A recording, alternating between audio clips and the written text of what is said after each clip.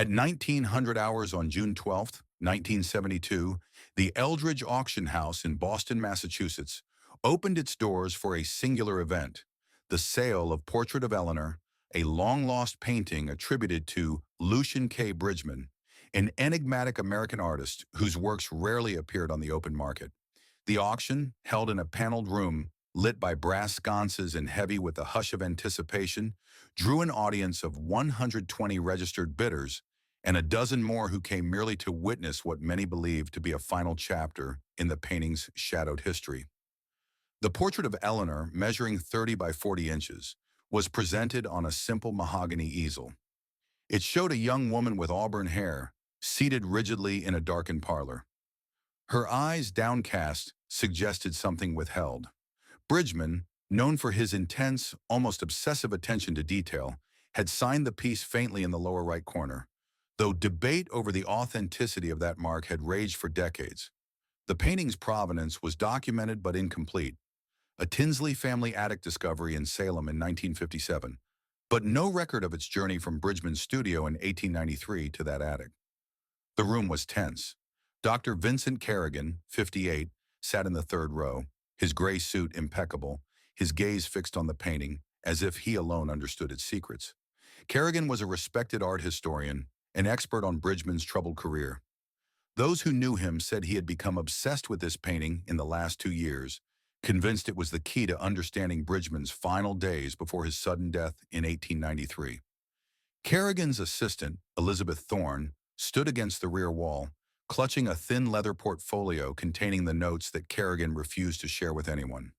Bidding opened at $200,000 and rose quickly. Kerrigan remained silent, his expression unchanged as the price crept past $400,000. Only when the final competing bid reached $450,000 did Kerrigan lean forward, raising his paddle with a controlled flick of his wrist. The auctioneer's hammer fell at 2012 hours. "Sold to Dr. Vincent Kerrigan," he announced. Applause was restrained. No one in that room forgot that the portrait of Eleanor carried a history of loss and rumors of tragedy. Kerrigan approached the auctioneer's stand to sign the purchase documents. His signature was firm, deliberate. He requested that the painting be secured in a separate crate, away from other works, and prepared for transport to his Manhattan residence. Witnesses recalled him inspecting the painting one final time, his fingertips brushing the edge of the frame, as if searching for something unseen.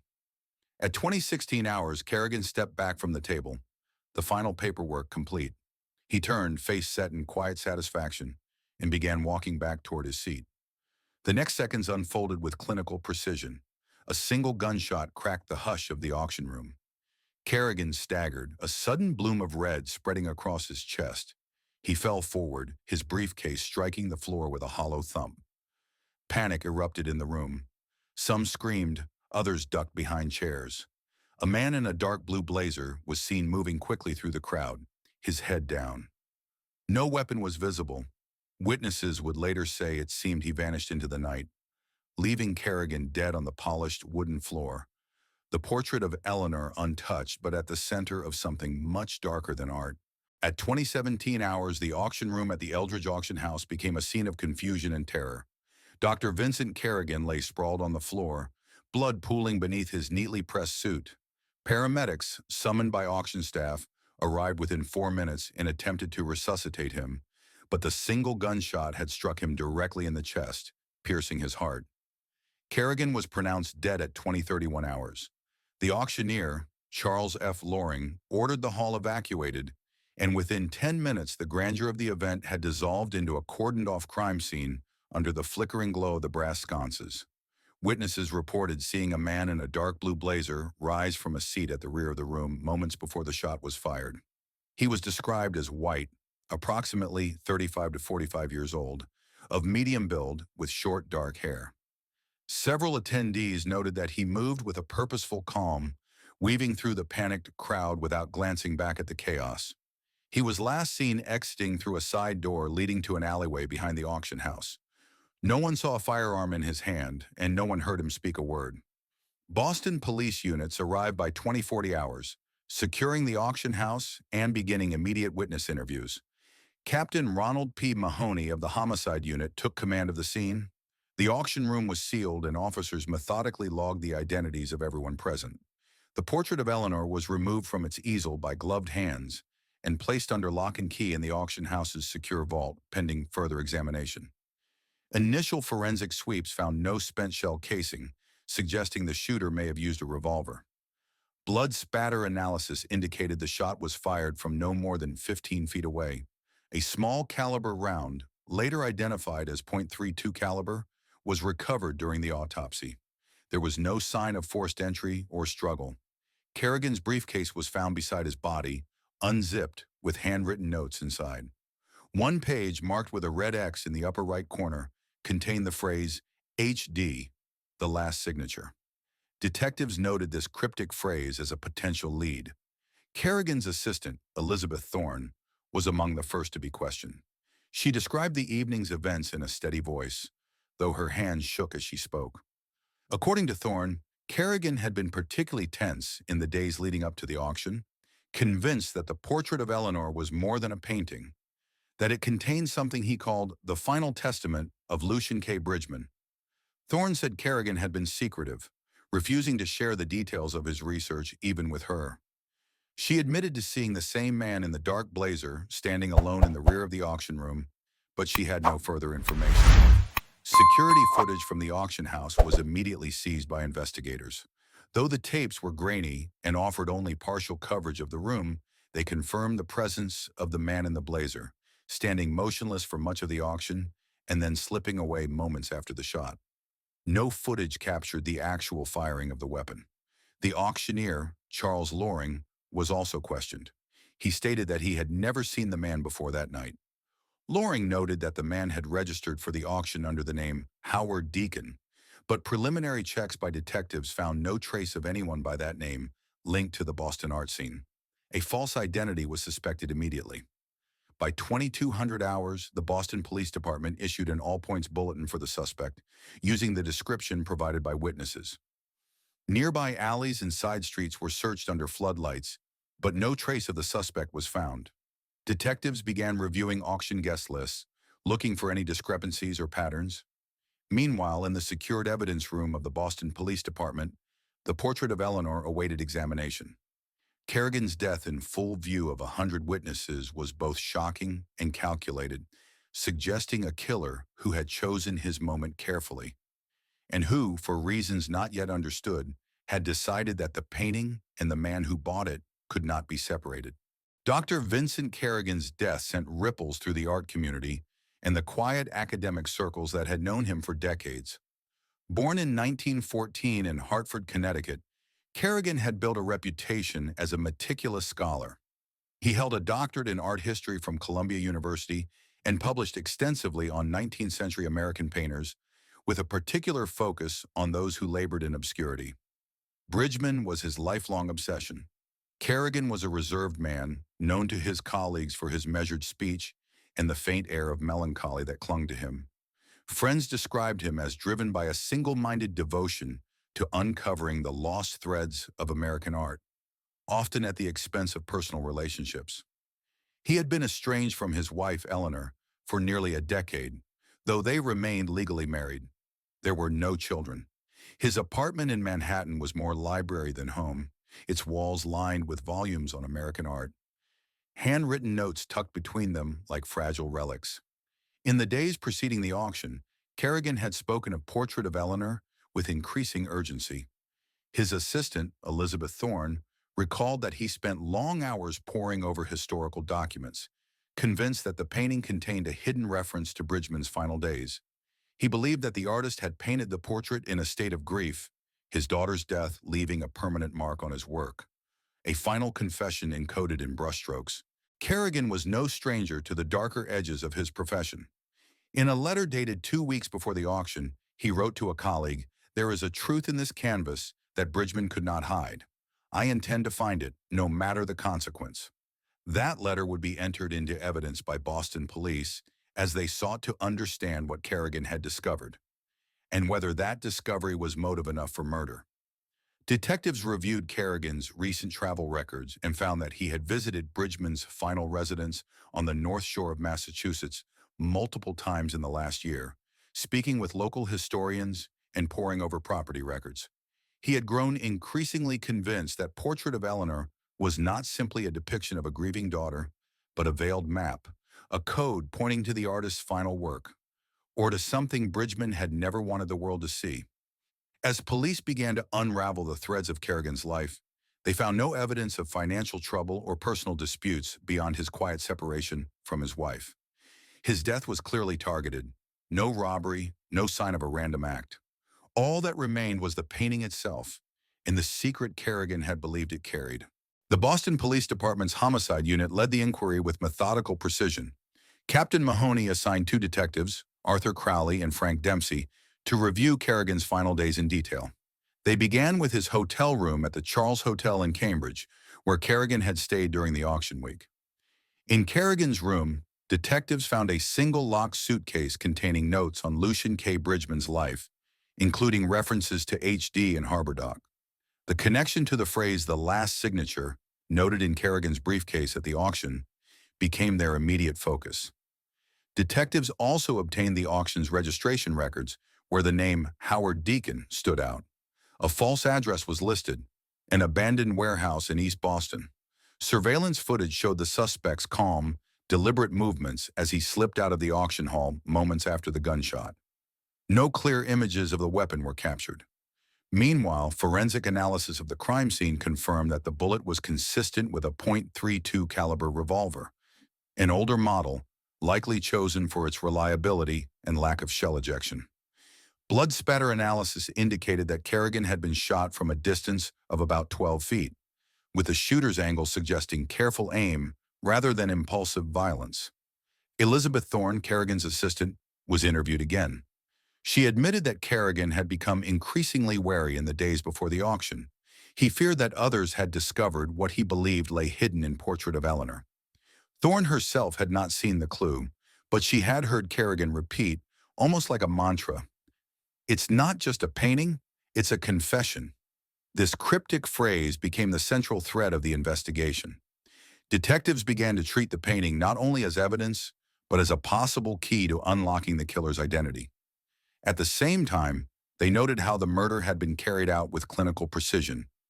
No hesitation, no chaos, suggesting a killer who had planned his act carefully and perhaps believed it to be a necessary silencing of a secret.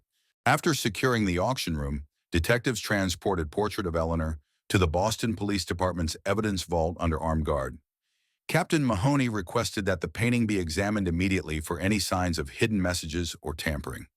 Experts from the Museum of Fine Arts were consulted to handle the delicate work, using ultraviolet light and infrared reflectography to analyze the painting's layers.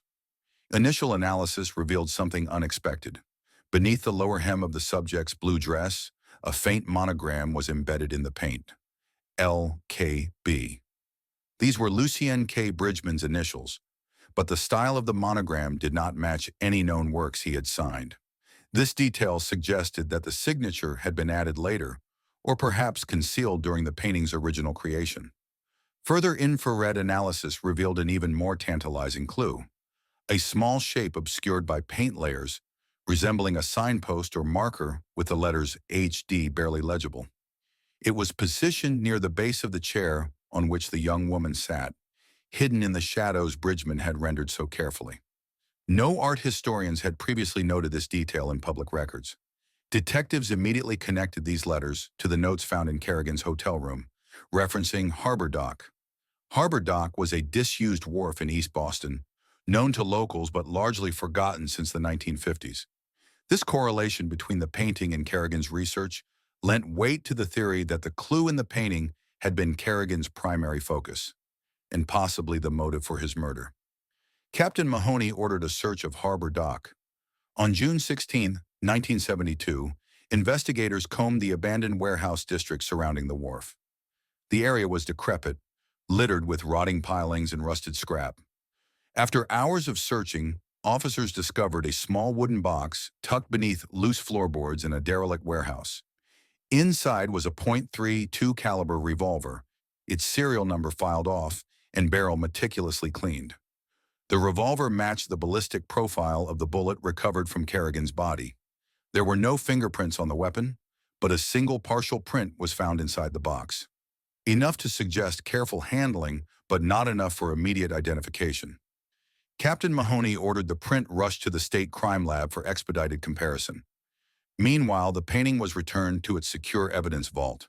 Detectives concluded that Bridgman, in his final work, had left a cryptic message, HD, and a hidden monogram that would link his fate to the old wharf. Kerrigan had likely discovered this secret while preparing for the auction, and someone, determined to keep it buried, had silenced him in full view of the auction's patrons. The investigation turned to find out not just who had killed Kerrigan, but why the clue in Portrait of Eleanor was worth killing for. Detectives traced the HD clue directly to Harbor Dock, a decaying wharf in East Boston, known only to longtime locals. Kerrigan's notes suggested he believed Lucian K. Bridgman's last work, or secret, was hidden there. On June 17, 1972, police teams returned to Harbor Dock, this time equipped with cadaver dogs and metal detectors to ensure nothing was overlooked. The warehouse where the revolver had been found was a collapsing structure of splintered boards and rusted nails. In a back corner, half buried under old shipping pallets, police discovered a narrow trap door leading to a bricked-in cellar. The air was thick with the smell of mold and salt water. Inside, they found only one object of note, a weathered oilcloth satchel containing letters dated 1893, signed by Lucian K. Bridgman. These letters revealed that Bridgman had indeed painted Portrait of Eleanor in the weeks following his daughter's death. More disturbingly, they hinted that he had discovered something unbearable about her final days, though the letters did not specify what. Bridgman wrote of a betrayal, of the man who wears another's name, and of a promise to conceal this in the painting itself. Detectives now had a new puzzle. Who was the man who wears another's name? Forensic analysis of the revolver's partial print finally yielded a lead. The print matched Harold Deacon, 41, a former employee of the Eldridge auction house who had been dismissed in 1968 for suspected theft of minor antiquities. Deacon's connection to the painting and to the auction suddenly took on an ominous tone. Detectives reviewed auction records and found that Deacon had been seen on the auction floor the night of the shooting, blending in seamlessly. Witnesses recalled him registering under a false name, Howard Deacon, a slight variation of his real name, echoing the phrase in Bridgman's letters, the man who wears another's name. Investigators concluded that Deacon had tracked Kerrigan's research, realizing the historian was close to exposing this link. The murder, carried out with cold precision, was meant to protect a secret tied not only to Bridgman's painting, but to Deacon's own identity and past. The Portrait of Eleanor had become more than art. It was a map to a truth that someone would kill to keep hidden. Detectives prepared an arrest warrant, knowing that the final chapter in this mystery was rapidly approaching. Wiskazali. On June 19, 1972, Harold Deacon was arrested without incident at a boarding house in Somerville, Massachusetts. When confronted by police, he offered no resistance and spoke in a calm, disarming manner. Deacon claimed he had only attended the auction as an enthusiast, denying any connection to Kerrigan's murder. His hands were steady as he signed the booking forms, though his eyes, according to detectives, betrayed a flicker of fear. In the interrogation room, Deacon maintained his composure. He insisted he had no knowledge of the revolver found at Harbor Dock or the letters discovered in the warehouse's hidden cellar. When pressed on why he used a false name to register at the auction, Deacon said only that he wanted to remain anonymous. Confronted with the partial fingerprint linking him to the revolver's concealment, Deacon grew silent, folding his arms and staring at the table in front of him. Forensic evidence, however, told a different story. Fibers from Deacon's clothing matched those recovered from the revolver's wooden box, and paint flecks found in the trunk of his car matched the exact pigment Bridgman used in Portrait of Eleanor, evidence that Deacon had handled the painting at some point prior to the auction. Meanwhile, a search of Deacon's rented room revealed a cache of documents, newspaper clippings about Bridgman's life, old photographs of Harbor Dock, and personal notes that mirrored Kerrigan's research. Detectives also found a small, leather-bound journal in which Deacon had written cryptic references to the girl in blue and the confession beneath the paint. The final revelation came from the letters Bridgman had hidden in the satchel at Harbor Dock. They confirmed that Bridgman, consumed by grief and suspicion, believed his daughter's death was not an accident. He suspected she had been lured to the wharf by a man using a false name, a man Bridgman described as having the voice of a friend, but the face of a stranger. The phrase, "the man who wears another's name," echoed across a century, now linked to Deacon's own deception. In an unguarded moment during his second day of questioning, Deacon finally spoke the words that tied the past to the present. He thought he could hide the truth in paint, he said almost to himself. But paint doesn't lie, it only waits. With this admission and the physical evidence tying him to the revolver and the hidden letters, prosecutors moved quickly to charge Harold Deacon with the murder of Dr. Vincent Kerrigan. Deacon's trial began in late September 1972. The portrait of Eleanor was presented in court as both evidence and silent witness. Experts testified about the monogram, the hidden signpost, and Bridgman's coded references to Harbor Dock. The prosecution argued that Deacon, obsessed with Bridgman's secret and the painting's hidden message, saw Kerrigan as a threat, someone who would expose not only Bridgman's final work, but Deacon's own carefully crafted myth of possessing exclusive knowledge of the painting's history. The defense claimed Deacon was merely a collector caught in tragic coincidence, but the jury was unmoved. On October 17, 1972, after 7 hours of deliberation, the jury returned a verdict of guilty for first-degree murder. Deacon was sentenced to life in prison without the possibility of parole. The portrait of Eleanor was returned to the Eldridge Auction House's vault, where it remains under tight security. In the months that followed, art historians and collectors debated whether Bridgman's hidden message was truly meant to expose a murderer, or whether it was simply the final tortured gesture of a grieving father. But for the police and prosecutors, the case was closed. The painting, with its haunting figure of the auburn-haired Eleanor, endures as both a work of art and a reminder that sometimes the past refuses to stay buried, and that secrets, no matter how carefully hidden, have a way of revealing themselves in the end.